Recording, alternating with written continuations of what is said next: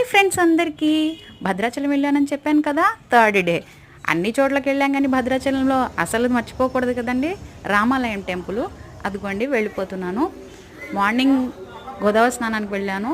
ఇది evening time, public full rush ఉన్నారని చెప్పి మార్నింగ్ వెళ్ళలేదు. ఇది 5 o'clock టైంకి వెళ్ళాము ఈవినింగ్ ఫ్రెష్ అయ్యి.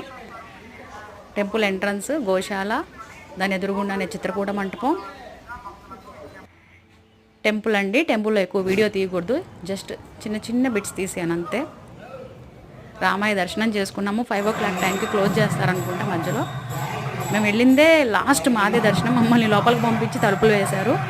నేను నా హస్బెండ్ ఇంకొక 10 members దాకా దర్శనం చేసుకొని బయటకు వచ్చాము. అది కళ్యాణం చేసే ప్లేస్ అండి, నిత్య కళ్యాణం జరుగుతుంది కదా ఆ ప్లేస్.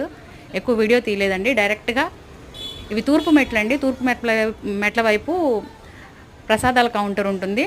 ప్రసాదాలు తీసుకున్నాము. ఆ టైంలో పులిహార లేదు, ఓన్లీ లడ్డు ఉంది. 25 rupees లడ్డు తీసుకున్నాము. చక్కగా ప్రసాదం తీసుకొని అక్కడే కొంచెం నోట్లో వేసుకొని దండం పెట్టుకొని, దీనికి పక్కగానే ఎప్పటి నుంచో ఉన్నటువంటి ఎన్నో సంవత్సరాలు, మా చిన్నప్పటి నుంచి అంతకంటే ఎక్కువ సంవత్సరాల నుంచి ఉన్న శివాలయము.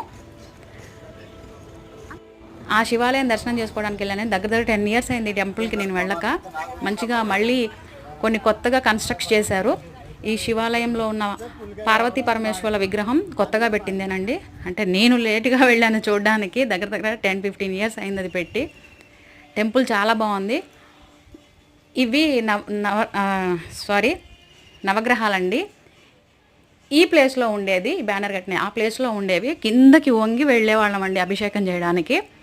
ఇప్పుడు అది బయట సపరేట్గా పెట్టారు, చాలా బాగుంది. ఇప్పుడు ఆ నవగ్రహాలు పాత ప్లేస్లో శివాలయం శివుడి విగ్రహం పెట్టారు, చాలా బాగుంది. చాలా కాలమైంది నేను దర్శనం చేసుకోక శివాలయాన్ని. చాలా హ్యాపీ అనిపించింది. 6 o'clock అయిన టయానికి వెళ్ళాము. కరెక్ట్గా టెంపుల్ ఓపెన్ చేశారు. నేను శివయ్య దర్శనం చేసుకున్నాము.